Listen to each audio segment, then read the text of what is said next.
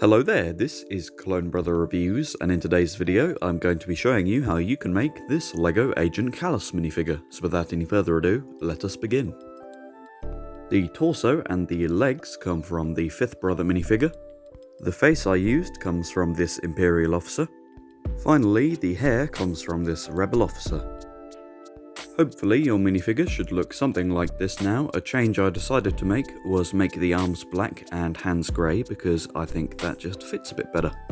Make sure to pause here if you want a reference photo for when you're putting it together. Overall, I'm quite happy with how this minifigure has turned out, and I hope you're happy with it as well. I was planning on maybe doing the Rebel uniform, but didn't know how well received that would be, so I decided to just leave it for now, and maybe we'll come back to it in the future.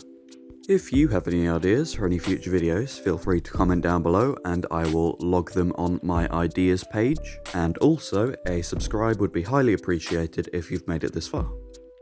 I'd encourage you to go watch the Governor Price tutorial I made if you're into Star Wars Rebels, and I will see you in the next video.